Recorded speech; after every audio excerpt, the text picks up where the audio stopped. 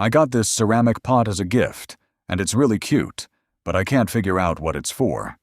It has a hole in the bottom, and it sits on a wooden lid or saucer made of bamboo. Normally, I'd think it's a plant pot with a drainage hole, but wouldn't the bamboo get ruined by water? Is it a candle holder, a trinket dish, or a pen cup? Does anyone know what it is? It's exactly what you first guessed, a planter pot with a bamboo base. The hole in the bottom is a drainage hole, and the bamboo tray catches the small amount of runoff. The trick is watering technique.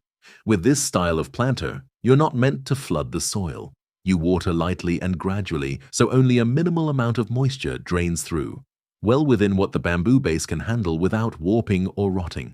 It's designed for small houseplants or succulents that prefer moderate, controlled watering rather than heavy soaking. I found these brass tongs inside an attic in Windsor, England, alongside a load of random items with no common thread. They're 9 inches long, or about 15 inches with a straight 5-inch metal pole, extended, and reasonably light. There's a possibly Asian pattern along the handle, and the 2 downward hook heads only open about 3/4 of an inch. Does anyone know what they are? What you found is a pair of Hookah coal tongs. They're designed to pick up small pieces of hot charcoal and place them onto the foil or screen on top of a hookah bowl. The reason the 2 hooked heads only open about 3/4 of an inch is intentional. Hookah coals are small cubes, so the tongs are sized to grip them securely without dropping them. The long, straight extension with the twisted, drill-like end is used to stir or reposition coals and clear ash.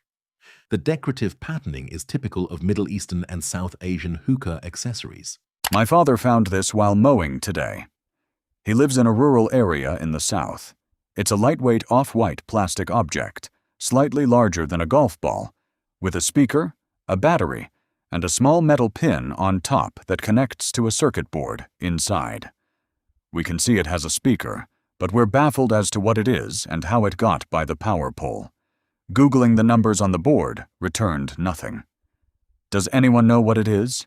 This object is known as a water drop-shaped personal alarm, matching the Maino MSA 780 model sold through suppliers like Alibaba. Personal alarms like this are small safety devices designed to emit a loud sound to attract attention or deter a threat. The metal pin on top connects to the internal circuit board, and the speaker produces the alarm tone when the device is activated. These are made from lightweight plastic, so they can be carried easily. As for how it ended up near the power pole, that part remains open, though small portable devices like this can easily be dropped or lost outdoors. My brother is renting a house, and he stumbled across this in the attic. It's a plate made of glass with a wooden spindle. It was found with handwritten letters and photos dating back to the early 1900s, along with a box of Eagle brand blueprint paper for drafting plans. I'm wondering if it's tied to the paper somehow. Does anyone know what it is? This object is a part of a Wimshurst machine. It's an electrostatic generator that produces high voltage. The glass disc is the key component. In this type of machine, 2 glass discs mounted on a spindle rotate in opposite directions. As they spin, metal sectors attached to the glass pass by brushes, and this friction and induction separate electrical charges. The accumulated charge builds up until it discharges as a spark across a gap. The wooden spindle you see is what holds the disc and allows it to rotate freely. Given the early 1900s letters found alongside it, this piece likely belonged to someone with an interest in physics or engineering. What is this pole I spotted in Red Fern, Sydney? It has a solar panel near the top, a cone-shaped object enclosed in mesh, a tube or hose connecting that cone to a box, and a black box mounted at the bottom of the pole. There's no text anywhere on it. I actually found 2 of these, both within the City of Sydney Council area. I was thinking maybe noise monitoring or some kind of alarm. Does anyone know what it is? This object is known as a weather station. The solar panel on top generates electricity to power the unit, while the components on the pole gather local atmospheric data. The cone enclosed in mesh houses a sensor, and the mesh cover allows air to pass through while shielding the instrument. The tube connects the sensor to the electronics inside the box, which processes and stores the readings. Stations like these are placed around urban areas to collect environmental measurements at a specific location. I found this during a home renovation. It's a thick nail-like metal object with an eyelet at one end, about 1.5 inches long. It feels far heavier and tougher than a regular nail. Does anyone know what it is? What you found is a powder-actuated fastener. These are driven not by a hammer, but by a tool that works much like a firearm. A small gunpowder charge, similar to a blank cartridge, ignites and drives the hardened steel fastener directly into concrete, brick, or steel at high velocity. The eyelet or hole on the end lets you attach wires, cables, or fixtures once it's embedded. Because they can penetrate masonry instantly, they're a staple on construction sites for anchoring materials to hard surfaces where ordinary nails would simply bend or snap. I was digging in my yard in the Philadelphia suburbs and found these curved chunks of glazed earthenware buried underground. My house dates back to around 1920. The pieces are hard and shiny on one side, almost like pottery. Does anyone know what they are? What you found are fragments of vitrified clay pipe, a material commonly used for underground sewage and drainage systems. The clay is fired at high heat until it vitrifies, meaning the particles fuse into a hard, glassy, non-porous surface. That glazed finish you see is what makes it resistant to corrosion and water, which is why it was favored for carrying wastewater. The curved shape comes from the cylindrical form of the pipe itself. This type of piping was widely installed in homes and cities from the late 1800s through the mid-1900s. So given the age of your house, these pieces likely belong to an old drainage or sewer line on the property. I found this in an old suitcase, and I'm stumped. It's a plastic piece about 1 by 1.5 inches with a nylon strap riveted to the inside of the lid. It's very sturdy, has a sewn pleather backing, and doesn't match any of the other buckles. I can't even feed the strap through it. What is it for? It's a hanger retention loop from a garment suitcase. The strap is meant to feed back up through the plastic buckle to create a closed loop, which holds the hooks of your clothes hangers in place. This is a suitcase designed specifically for carrying suits and dress shirts. The horizontal straps below hold the garment flat against the lining, and then you fold the panels over the strapped-in clothing. This keeps everything from shifting during travel and dramatically reduces wrinkles, letting you arrive with your suit ready to wear. I found this tucked into a zipper nook inside my suitcase, which I got from a store. It's a black plastic cylinder about 4 inches long, worn on one side, with a stick running through it that has cotton in a black holder at the end. There's no smell, and it's definitely not a tampon. Does anyone know what it is? This object is known as the water level checker from a self-watering planter. Brands like Lechuza make these for their aquaponic-style pots. The piece you found is missing its top part, which is why it looks unusual on its own. Inside the clear section there's styrofoam, which at first glance can look like empty plastic. The float rides up and down inside the tube as the water reservoir in the base fills or drains, so the gardener can tell when it's time to add more water. It likely came loose from a planter and ended up in the suitcase during handling. What is this heavy rounded metal disc found near railroad tracks in Milwaukee? It's about 6 inches in diameter and weighs around 5 pounds, with a broken cylindrical nub sticking out one side. Magnets stick right to it. Does anyone know what it is? This object is known as a snowplow skid shoe. In snowy areas like Wisconsin, these steel shoes bolt onto the bottom corners of a plow blade. They function as wear pads, riding along the road surface so the sharp cutting edge of the plow stays slightly lifted and doesn't gouge pavement, gravel, or railroad crossings. As the plow scrapes forward, the skid shoe takes all the friction and grinds down over time. The broken nub you see is the mounting stud that snapped off. Since magnets adhere, it's solid steel, which is exactly what you'd expect for a part built to absorb constant abrasion. What are these small cement-like cylinders found in my garden in Italy? I found 2 of them about 100 meters apart, and no one should have been on the property since last summer. They feel light and concrete-like, but aren't really hard, and one still has a cardboard casing. Any ideas? What you found are the remains of Firework aerial shells. These are the spherical or cylindrical charges launched from a mortar tube that explode high in the sky. The gray concrete-like material is the burst charge, and the compacted clay or plaster used to pack the shell, while the cardboard enclosure was the outer casing that held everything together.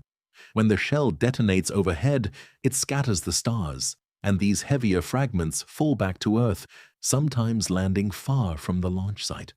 That's why they turned up in your garden months later, likely from a festival or celebration nearby last summer. What is this small stainless steel plate found on a beach near Dieppe in Normandy, France? It's marked inox, measures about 5.5 by 4.5 centimeters, and weighs 13 grams. It has a slot in it, and the edges were never sharp. It looks like it was once fixed onto something else. Does anyone recognize it? What you found is the handguard from an oyster shucking knife. The word inox is simply French and European shorthand for stainless steel, which is why your searches came up empty. The guard sits between the handle and the short, stout blade. Its job is purely protective. When you drive the knife into the hinge of an oyster shell and it slips, the guard stops your hand from sliding forward onto the blade. Given that Normandy is famous for its oyster beds, finding one of these components washed up on the beach makes perfect sense. What is this steel tube I found on the side of the road? It's about 2.5 inches long, wrapped in a rubber covering, and one side has hollow threads that look like they're meant to screw onto something.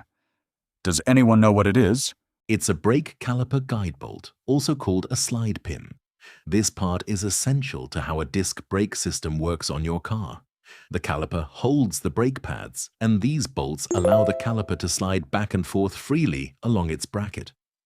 When you press the brake pedal, hydraulic pressure pushes the pad against the rotor, and the caliper slides on these pins to apply even pressure from both sides. That rubber covering is a protective boot that keeps grease in and dirt out, ensuring smooth movement. If a bolt like this comes loose, the brakes can drag or wear unevenly, so it's a small part with a big job. What is this small plastic object, only about 1.5 inches long? It has the same logo on both sides, but they're both worn off. Does anyone know what it is? It's the bug piece from a children's board game. In the game, each player uses small hammer-like tools to strike and knock the plastic bug across the board, with the goal of getting it into their own net. The bug gets bounced and pushed around by the impacts of the hammers as players compete to score. Because these small pieces are easy to lose and the logos wear off quickly with handling, stray bugs like this one often turn up long after the original game box is gone. My earth auger snagged this black plastic cylinder while I was digging. It has a cross shape on one side and two connectors on the edges. The chapstick in the photo is just for scale. Does anyone know what it is? What you found is a segment of a geocell, a plastic grid used to stabilize gravel or loose soil. These grids are made of interconnected cells that expand like a honeycomb when stretched out. The connectors on the sides link individual sections together to cover a large area. Once filled with gravel or dirt, the walls of each cell confine the material and stop it from shifting or eroding. They're commonly installed under gravel driveways, parking areas, and soil embankments to keep the ground firm and prevent rutting. I found this under my 2-year-old's bed, and neither my husband nor I can figure out what it's from. It's a small red piece of soft, pliable plastic. It's very light, and I can't really bend it, but it's soft enough to pinch closed. Any ideas? It's the mouthpiece to a nose feeder. The nose feeder is a baby nasal aspirator, a tool parents use to clear a congested infant's nose. This red piece is the part the parent puts their mouth on to create suction through the device's tube. It likely detached from the main unit and ended up under the bed. Once you snap it back onto the aspirator, it should be good to go. A friend gave me this after his grandpa recently passed away. It's a plunger-activated switch that seems to feed power to a positive and negative outlet, mounted on a heat sink. It has 4 bolt holes and a rubber grommet hole for the wires. I think it's a foot-operated pedal from a vehicle, maybe from the 1940s or 1950s, and it weighs around 3 to 5 pounds. Does anyone know what it is? This object is known as a bed switch off an old dump truck. Its job is to let the driver know when the truck's bed is all the way back down. The mechanism is simple. When the bed lowers fully, it presses the plunger in, which closes the circuit and lights up a bulb on the dashboard. Here's the key detail on how it works. There shouldn't be any continuity between the two side posts until the plunger is pushed in. That physical contact completes the connection and sends the signal. It's a straightforward safety indicator, letting the operator confirm the load bed is safely lowered before driving off. What are these metal fittings attached above the porch of a house built around 1920? There are 3 on one side and 4 on the other. They might connect somehow to the lower rings I also found. Does anyone know what they are? These are clamps for holding the top rod of a roll-up awning. On these old porches, the awning fabric had a pole sewn into a pocket along its top edge. That pole slotted into these upper clamps, anchoring the fixed end of the awning to the house. The lower rings you noticed were part of the same system, guiding ropes or a roller bar so the fabric could be pulled down for shade or rolled back up in good weather. Retractable fabric awnings like this were extremely common in the 1920s before air conditioning, since they blocked direct sun and kept rooms cooler. What is this thing I found in the garage? It's a pole about the length of a broomstick, roughly 4 feet long, with a fixed loop on one end. The whole thing is wrapped in a blue nylon mesh material. Does anyone know what it is? This object is known as a Tether tug dog toy. It's a piece of outdoor play equipment designed to let dogs play tug-of-war on their own.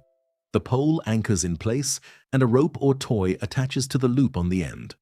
When the dog grabs the toy and pulls, the pole gives resistance, so the dog can keep tugging and playing without a person holding the other side.